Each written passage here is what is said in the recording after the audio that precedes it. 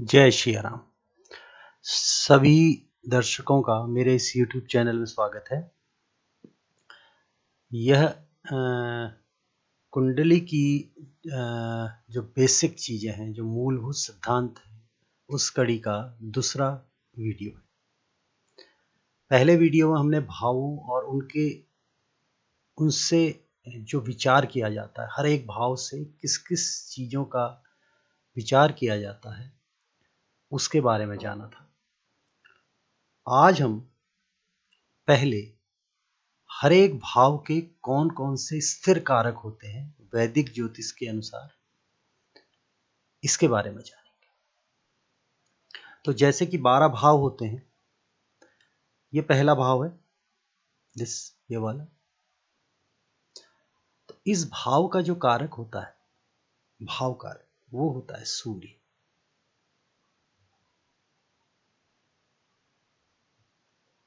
ठीक है, शॉर्ट में भी लिख सकते हो, सूर्य इसका भाव का कारक है।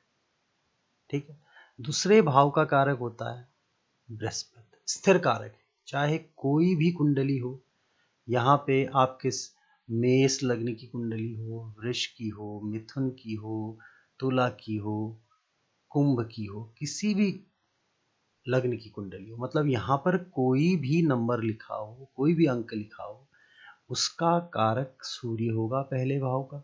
दूसरे भाव का कारक होगा आपका बृहस्पति। ठीक है, तीसरे भाव का कारक कौन कौन होता है? तीसरे भाव का कारक होता है मंगल।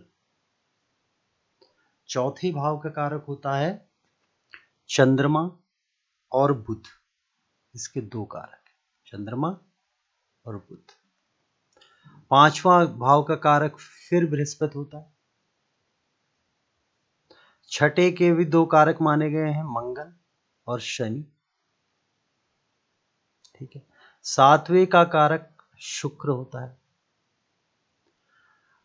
आठवें का कारक होता है आपका शनि। नौवे का कारक जो होता है आपका सूर्य फिर से, और बृहस्पति, दो कारक होते हैं इसके।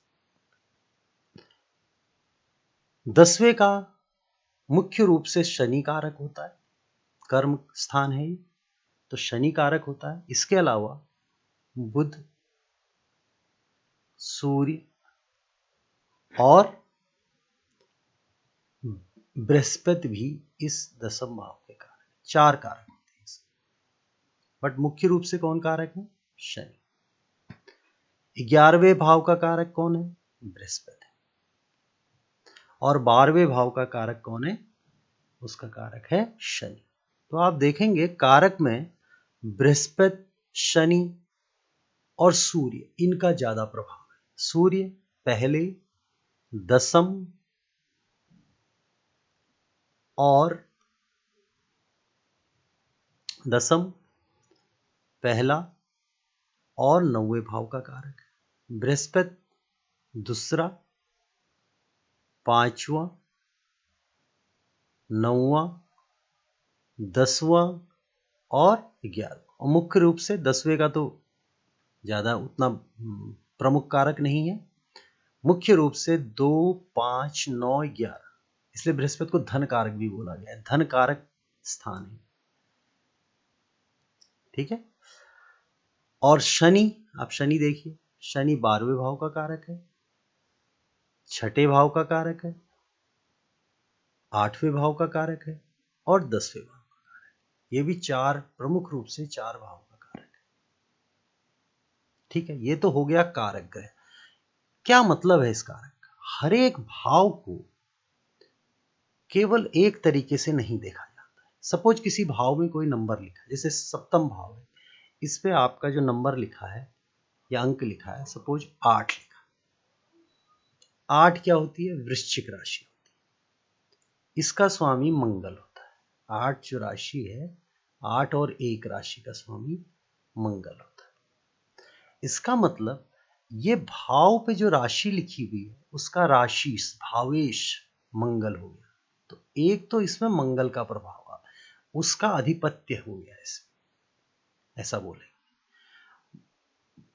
मगर शुक्र इस भाव का कारक है, उसकी भी इम्पोर्टेंस है। तो दूसरा सप्तम भाव की अगर हम बात करें इस केस में, इस एग्जाम्पल के लिए अगर हम सप्तम भाव की बात करें, सप्तम भाव यहाँ पर मैं लिख दे रहा हूँ, सप्तम भाव की अगर बात करें तो मंगल तो उसका भावेश हो गया, तो एक इंपॉर्टेंस इसकी हो गई। शुक्र उसका कारक हो गया, जैसे मैंने अभी बताया। भाव और तीसरा वो भाव हो गया। तीन चीजें इंपॉर्टेंट हो। एक तो किसी चीज में क्या क्या देखना है कि उसका भाव कारक कौन है, जैसे इस भाव का कारक शुक्र है। अगर चौथे भाव की बात हो रही तो चंद्रमा को भी देखना पड़ेगा, बुध को भी देखना पड़ेगा कि वो कैसे है। और यहां पर जो नंबर लिखा होगा, सपोज यहाँ 5 लिखा है, अगर यहाँ 8 होगा तो यहाँ 5 होगा। तो पांचवे का स्वामी सूर्य है, तो सूर्य को भी देखना पड़ेगा। जब हम अंत में फलादेश के बारे में बात करेंगे बेसिक पढ़ने के बाद, तो उसमें हम देखेंगे कि कैसे किसी भाव का फलादेश किया जाता है। तब ये चीजें इंपॉर्टेंट होंगी, महत्वपूर्ण होंगी।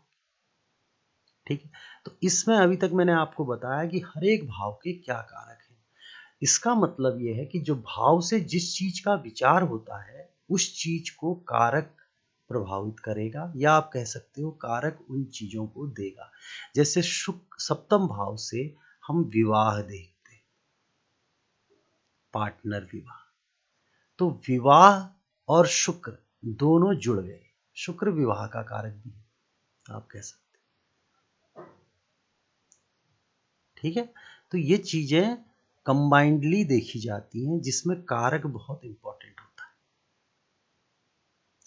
अब जो नई चीज है, दूसरी चीज, ये तो कारक हर एक भाव के कारक, हमने भावों से संबंधित चीजें देख ली, अब उनके कारक देख ली।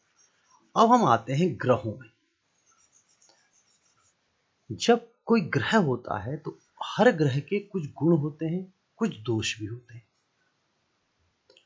तो ग्रहों से प्रमुख रूप से हम उनके प्रमुख क्या गुण हैं, क्या दोष हैं, या प्रमुख उनसे क्या चीजें देखी जाती हैं, और क्या पॉजिटिव चीजें, क्या निगेटिव चीजें। क्या इसका मतलब ये हुआ उनसे अच्छी चीजें कौन सी देखी जाती हैं और बुरा क्या प्रभाव देंगे, वो क्या क्या देखा जाता है। तो सबसे पहले जो सूर्य है हमारा, तो सूर्य से मेनली हम गुण धर्म, गुण दोष की अगर बात करें, गुण दोष, अगर सपोज ये कहां पर यूजफुल होगा, जैसे आपको विंशोत्तरी दशा होती है, अगर आपने सुना हो, देखा होगा, वीडियो देखा होगा, किताबों में पढ़ा होगा, तो विंशोत्तरी दशा में जो हमें दशा चल रही होती है, दशानाथ, अंतरदशानाथ, प्रत्यंतर दशानाथ, जो सपोज दशानाथ सूर्य है, तो जो उसके गुण होंगे वो उससे रिलेटेड चीजें आपको देगा, और जो दोष होंगे उससे रिलेटेड चीजें भी देगा, उससे रिलेटेड उसका प्रभाव होगा।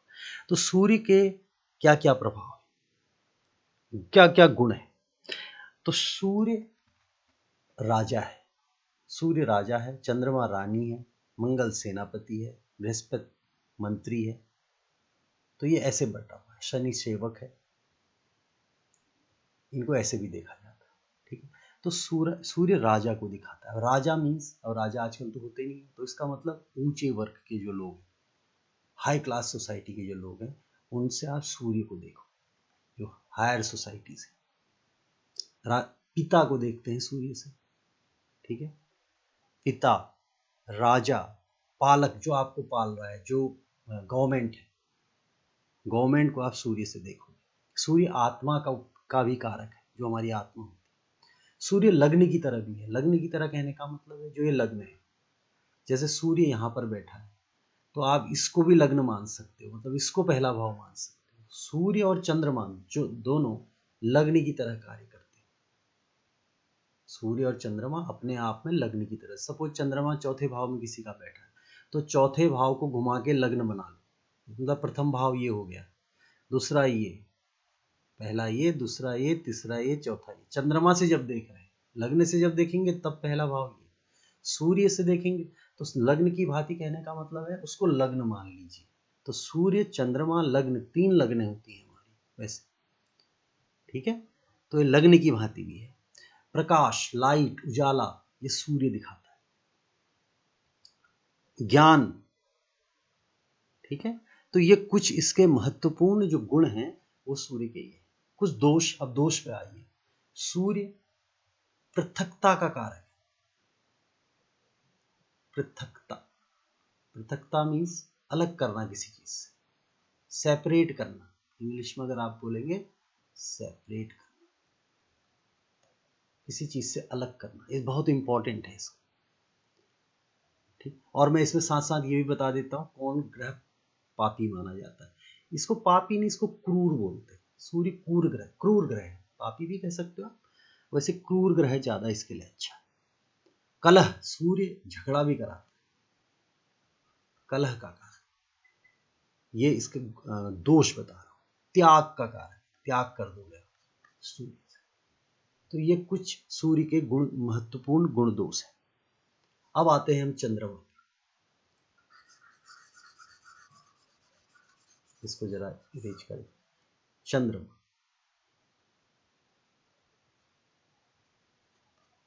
चंद्रमा के गुण दोष क्या है? चंद्रमा मन का कारक गुण, जनता का कारक। किसी नेता के बारे में देखना और जनता के साथ कैसा बिहेव करेगा, उसको फॉलो करेगी नहीं करेगी, तो वहां पर चंद्रमा को भी आप देख सकते हैं। भावनाएं, इमोशंस जो होते हैं हमारे,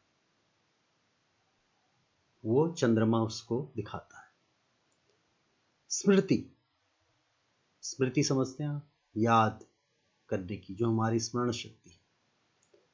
चंद्रमा जल का कारण, जल को भी शो करता है, पानी को। कोमलता, कोई कितना सॉफ्ट होगा वो भी आपको चंद्रमा शो करता है। माता का कारक है, ये इंपॉर्टेंट जो है मैं लिख रहा हूँ, इंपॉर्टेंट में से भी जो इंपॉर्टेंट है, माता को भी करता है। लग्न की भांति मैंने बताई थी, ये कुछ महत्वपूर्ण इसके वो है। राज्य को भी दिखाता है। दोष चंद्रमा में कोई नहीं होता। अगर हम शुभ ग्रह और पाप ग्रह की बात करें तो यहां मैं लिख रहा हूं, एक साथ लिख देता हूं, भूल जाता हूं, शुभ ग्रह और पाप ग्रह। पाप ग्रह में आपके कौन कौन से हैं? सूर्य, मंगल, शनि, राहु, केतु। ठीक है। शुभ ग्रह में कौन है? बृहस्पति, जो मेन पहले लिखा हूं, बृहस्पति और शुक्र वैसे शुभ ग्रह है। अब दो ग्रह ऐसे हैं, चंद्रमा, ये चंद्रमा से चीज निकली, और बुध।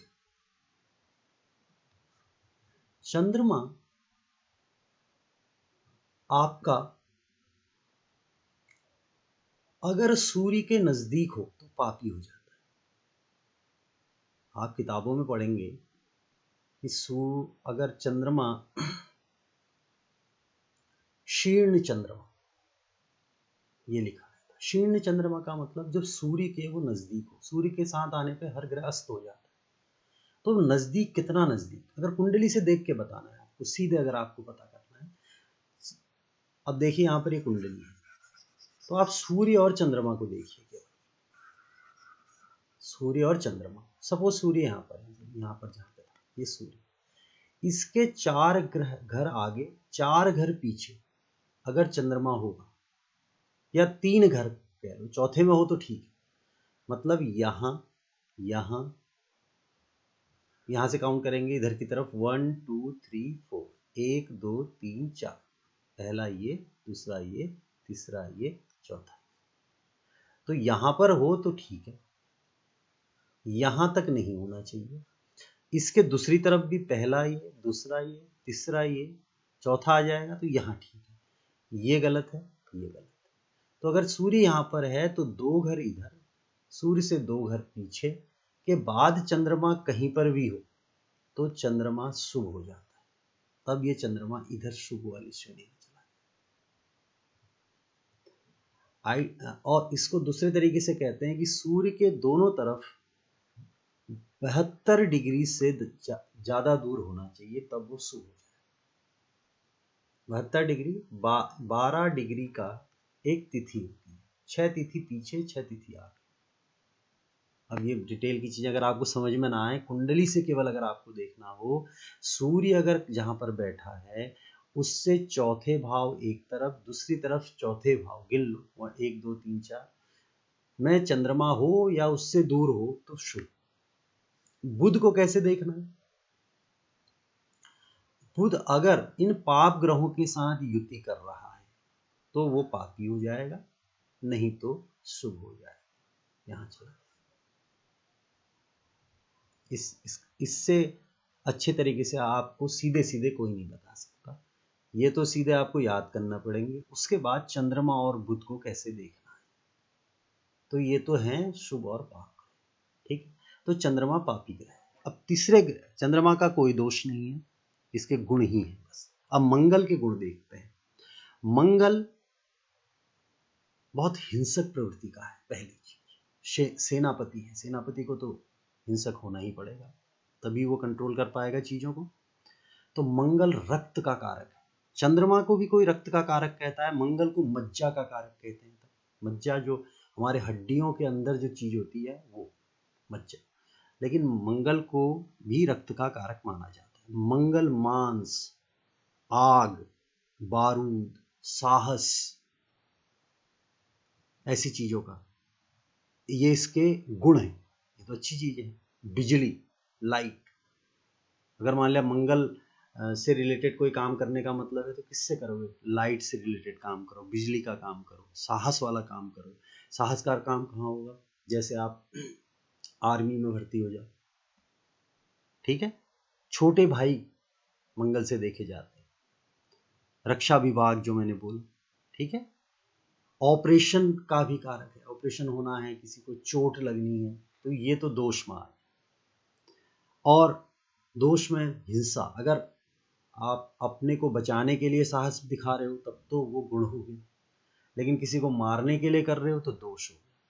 तो हिंसा, क्रोध आना, झगड़ा करना, ये सब मंगल के अंदर आता है, ये इसके दोष है। झगड़ने की आदत किसी में होती है तो इसका मतलब उसमें मंगल का प्रभाव है, ठीक है। तो ये मंगल के गुण दोष हो। अब आप आ जाइए बुध।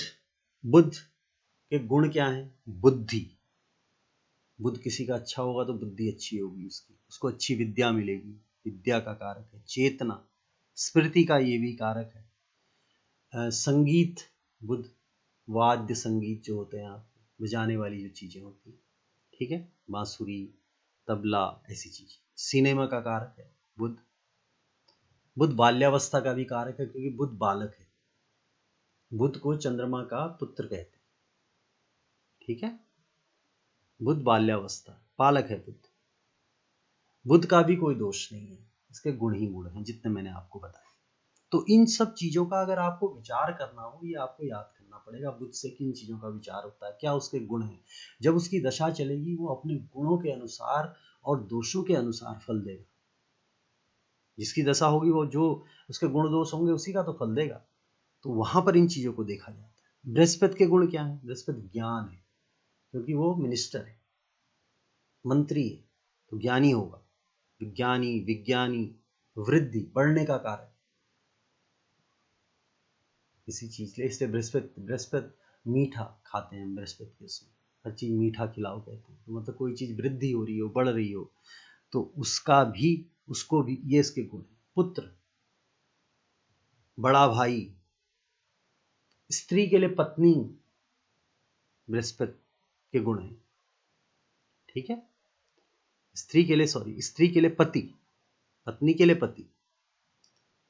धन, धन देखा जाता है बृहस्पति से। राज्य कृपा, मिलेगी नहीं मिलेगी।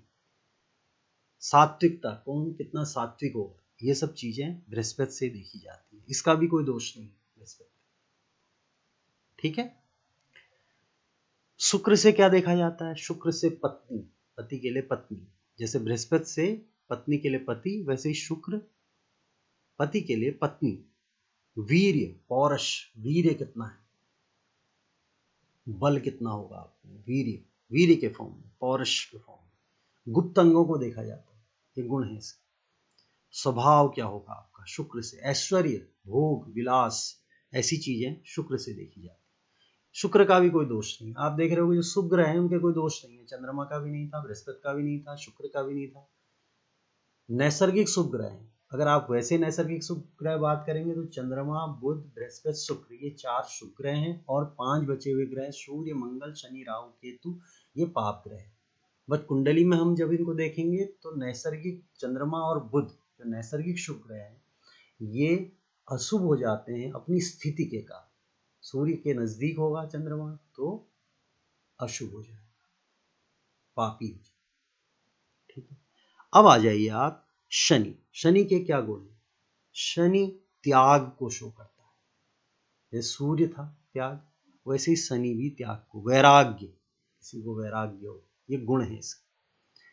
ठीक है, भूमि को दिखाता है, न्याय प्रियता, शनि न्याय प्रिय है, जस्टिस जो होते हैं, इसीलिए लोग शनि से डरते हैं।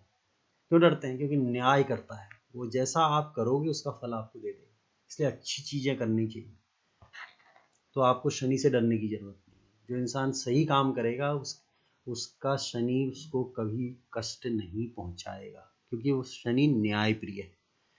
दोष क्या है? जड़ता, जहां पर है वहीं पर रहेगा, क्योंकि शनि शनिश्चरा, धीरे चलने वाला है, जड़ता का कारक है, अभाव का कारक है, दुख का कारक है, स्थिरता का कारक है, रोग का कारक है, अड़चने आती हैं उन चीजों का कारक है। ऐसे जो वर्ड हैं, पृथकता, जैसे सूर्य पृथकता का कारक था, पृथक अलग कर देना, किसी चीज से सेपरेट कर देना, वो शनि का भी होता है दोष।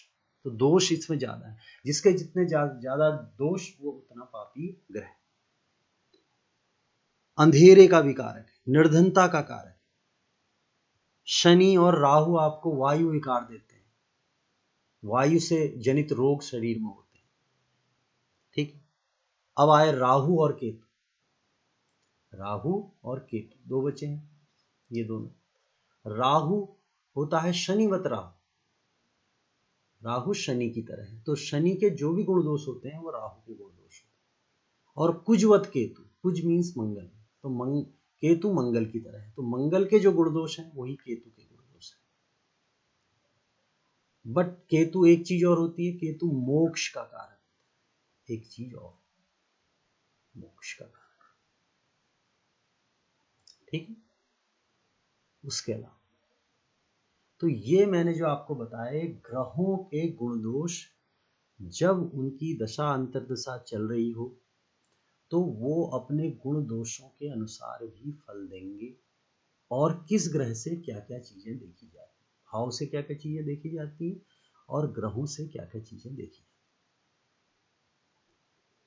है। अगर वीडियो पसंद आया हो, आपने कुछ सीखा हो, तो इस वीडियो को लाइक करें, शेयर करें, सब्सक्राइब करें, और इसको बार बार देख सकते हैं आप। अगर कोई चीज़ आपको समझ में नहीं आ रही हो तो कमेंट भी कर सकते हैं, उसका आंसर आपको मिलेगा। इस वीडियो को देखने के लिए बहुत बहुत धन्यवाद। नमस्कार, जय श्री राम।